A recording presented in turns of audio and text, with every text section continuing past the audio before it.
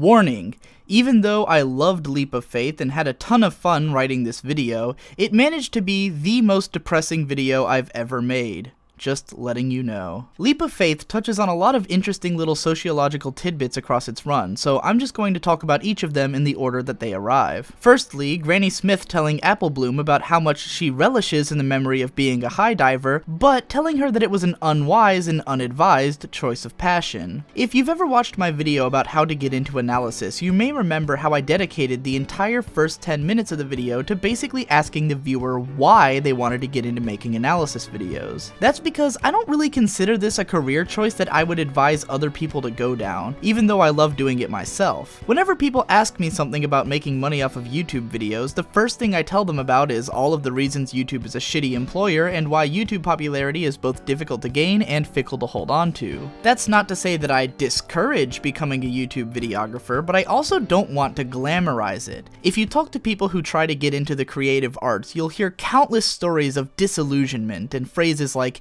"It's not what I thought it was going to be." Because most of the time, it takes a kind of single-minded, blinding obsession to succeed in a creative endeavor. It's the kind of attachment to what you're doing that even if it means you have inconsistent pay and no benefits, which will be true of almost all creative careers, you can't bring yourself to choose any other lifestyle. I'd like to think that if Apple Bloom had a real passion for high diving, Granny Smith and Applejack would have been supportive of her career choice. However, when Apple Bloom finds out that it's not just a fun thrill ride, she backs off the idea. Everything in the world has the potential to kill you. This is a realization I came to in high school, and I think it's one that most people have two possible reactions to. Either realizing that there's nothing you can do about it and not worrying about it anymore, or becoming obsessed with protecting yourself against every possibility. Because it's true, there are so many variables in the way that life events can unfold that the potential for death is always there. And you can do all you can to avoid germs and dangerous situations and bad habits, but internal factors that are under your control are far from the only threats. You never know how or why a germ might find its way into your body, or if some kind of accident is going to happen, or if you're just genetically predisposed to a life-threatening illness, etc. And our culture and media likes to make sure you know just how dangerous the world is because they want to play on your fear to sell you shit, like a miracle tonic that will make you healthy. Just look at nearly every dietary supplement or workout device ever, claiming that they're going to make you lose weight, get healthy, and have hard-toned abs just by using their product. Never mind how it's nearly impossible to do those things without regular exercise and a well-planned diet that fits the needs of your routine. What's crazy about the whole thing is people still buy into it harder than an April Fool's joke about changing my OC back. People have a tendency to leverage undue trust towards people who communicate through mediums like stage, television, and movies, even though those mediums thrive specifically on their ability to manipulate the thoughts and feelings of an audience. I kind of covered this subject already in my video on For Whom the Sweetie Belle Tolls, but it's interesting that this episode tackles the idea even more directly. Moving on to the main points of the episode, Leap of Faith deals heavily with the placebo effect, a psychological and medical phenomenon which you've probably heard of at least once, because it's a pretty popular way to introduce people to the intricacies of the human mind. You can literally type placebo effect into YouTube right now and get a bunch of videos explaining it. But in this episode, the placebo effect simultaneously works positively by giving Granny Smith the confidence to perform at her full potential, as well as having the negative effect of making Granny believe that she's more healthy and capable than she really is. If we let it, this could take us down a pretty deep rabbit hole discussing the powers of confidence and faith versus the powers of medicine and the inevitability of death. The best way I can think of to explain what I mean is through myself and my dad. My family is decidedly non-religious, though in the mid-2000s my dad had a big spiritual awakening. In the process of reading a lot of spiritual and philosophical books, he came across one called The Secret, which claims that the secret to getting what you want in life is to believe that you will get those things. Essentially, the idea is that the universe consists of a shared energy between all life forms, and that this energy can be manipulated through individual actions.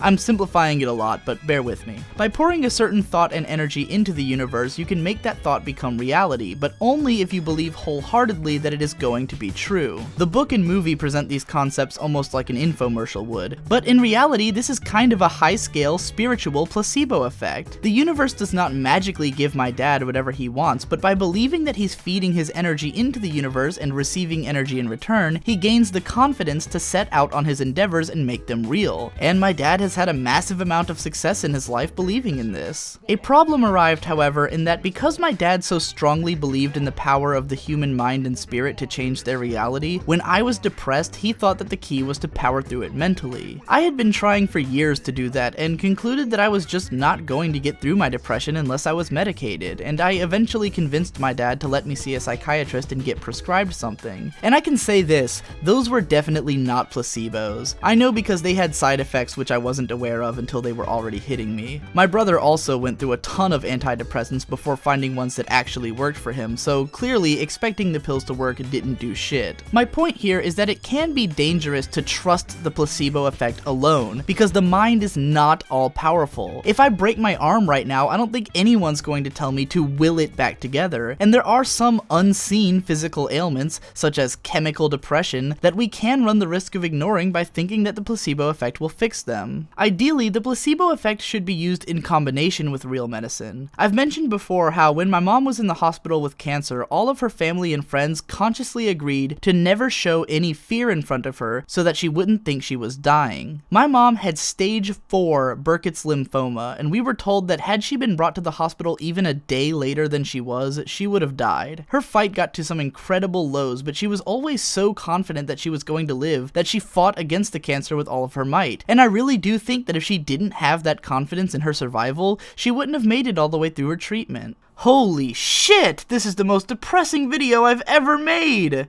I can't believe I'm talking about My Little Pony right now. Quick, Gibbon, make them laugh. Something funny, okay, what do you call a bear with no ear? Anything you like, cause he can't hear you, haha, haha. Also, you could call him a bee, cause of the way it's spelt. You know, with the B-E-A-R. Oh, that'll get him going. Okay, you are just the worst at this. Jesse, why don't you try? I got a joke. It's a funny joke. You're gonna like it. Girl goes to the doctor. She says, "Doctor, I'm having these abdominal pains. I think I might be pregnant." So the doctor examines her, and after the examination, he says, "Well, I hope you like changing diapers." And the woman goes, "Oh my God, I'm really pregnant." The doctor goes, "No, you've got bowel cancer." I don't... What have I become? While we're doing Intro to Psychology, Leap of Faith also touches on the subject of herd mentality, and if you think I'm about to draw an elaborate comparison between this episode and the so-called brony herd, then you are correct. People tend to underestimate how easily we can influence one another with our actions. When you think about it, we don't really learn anything on our own. All of our learning comes from adapting to the world around us, so really all of our actions are influenced by others. Not all of these actions are directly correlated to someone telling us to do something. If I yell, "Fuck this!" right now, it's not because someone told me to, but it's also not like I made those words up, nor like I developed a mindset that yelling "fuck this" in the middle of an analysis video is acceptable on my own. Indeed, up to a certain point, everything we learn from other people, and we kind of just have to trust that we've learned everything correctly. This trust is both necessary and dangerous, because we don't have time to prove that every single thing we learn is true, but we're also damn near guaranteed to learn a number of false truths in our lives that we're just going to take as fact. I mean, how many of us grew up thinking that velociraptors looked like this and that Pluto was a planet, only to learn the truth and be devastated years later? And of course, most of us are going to leverage more of our trust towards people that we, rightly or wrongly, believe to be trustworthy. And this trust isn't only or even primarily built on the person's truthfulness. It's built more on how much we want what they say to be true. And that can be a force of good as well. When someone we like or respect tells us something that we want to hear, it can be close to an enlightening experience, and that, I think,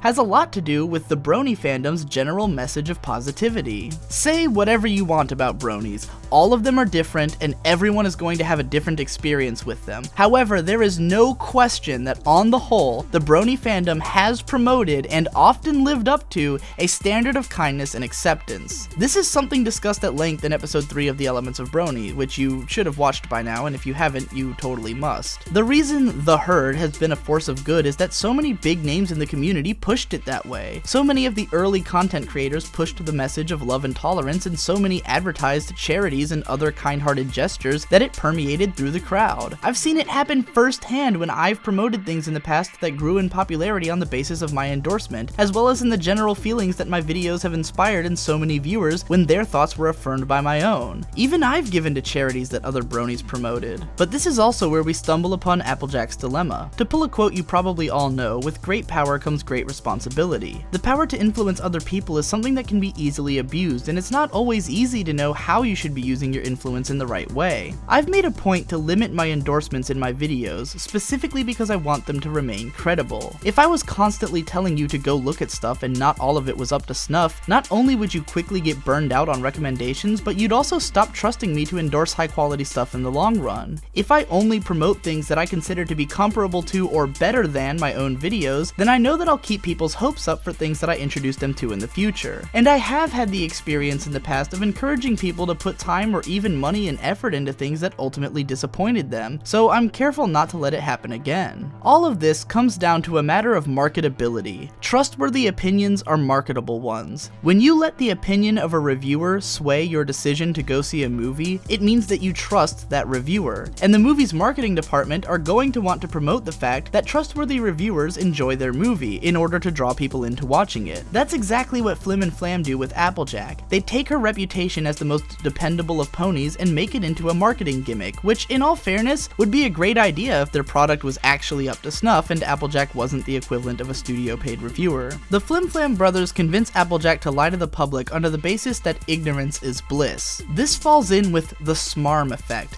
like when people say things like, if you don't have something nice to say, don't say anything at all. Either one is an extreme stance to take, and like everything else in life, sticking to one extreme is going to be dangerous. The other extreme would be hardcore social Darwinism, where we say that people who don't know better deserve to be tricked, which isn't helpful either. What we need is an ideal middle ground. Help people to understand the world around them with all of its harshness, and give them the tools to deal with that harshness. Don't tell people what makes them happy, tell them what is going to help them to become better people. And I think that about wraps up what I've got to say about this episode. I'm sorry that this video is so late, and the next one is probably going to be late as well. Honestly, I don't know what I'm doing with my life right now. My girlfriend and I just broke up, my channel isn't getting nearly as many hits as it used to, and I can't figure out how to promote my video game and anime videos. I've got no plans for the future, and it's kind of causing a minor existential crisis. So I might take a break from making videos for a little bit to play through a bunch of video games and do other weird shit with all the free time I have now, or I might make a ton of new videos as soon as a burst of inspiration hits. I really don't know. But I do want you guys to understand something. I'm not making these videos to show off or to be some cool smart guy or to depress you or to fuck with you or anything like that. I just want to invite you in. This is the only way I really know how to communicate with people. So for those of you who stick around and still watch these videos like the conversation that they're meant to be, I extend my sincere thanks. See you next week. Applejack brings the motherfucking muscle. Matt and Sully bring the motherfucking hustle. This ain't about love and toleration. This about taking out the whole entire nation. This about grabbing all the haters by the throat and bitch slapping their asses till they can't hate no more. And you know it, Master D, that's the voice you heard flowing. Getting demonic on the motherfucking track. Oh, who am I kidding? This act is really fucking whack for you. Swag, swag, swag, swag, swag. I don't even know what swag means on the real though.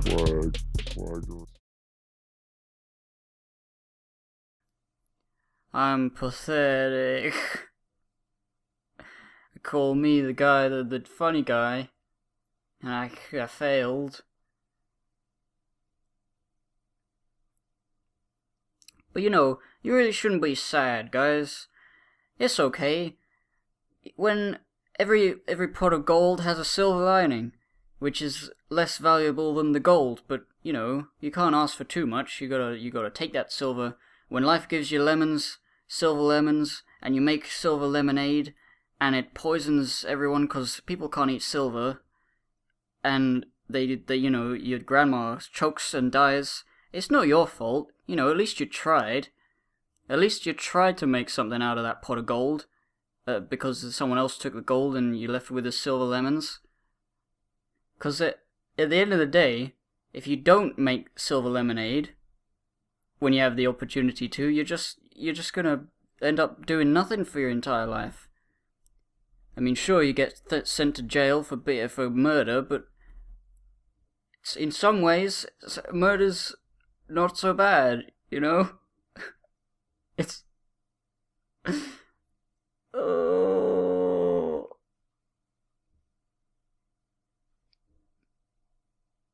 Digi, I didn't do it right. I made myself sadder. Oh, fuck, this is awful. My mom had cancer. I took her shopping to cheer her up. And, you know, she didn't like any of the tombstones I picked out for her. Oh, man. That's the same as the last one, too. The joke is that her death is pretty much set in stone. Literally. Hey! Hooah! Oh, man, okay. I got another doctor one, okay? So the doctor says to the woman, I have some bad news. You've got Alzheimer's and cancer. And a couple seconds pass, and the woman goes, well, at least I don't have cancer. Oh, God. But seriously, folks, you know, I take my hat off to cancer survivors. I really do. So I can shove it in their face that I still have hair. Hooah! You know, but seriously, people, don't be offended, you know. Dark humor is sort of like cancer. Not everybody gets it. Hey, okay, that's my time, everybody. I'll see you. You've been a great audience. You've been great.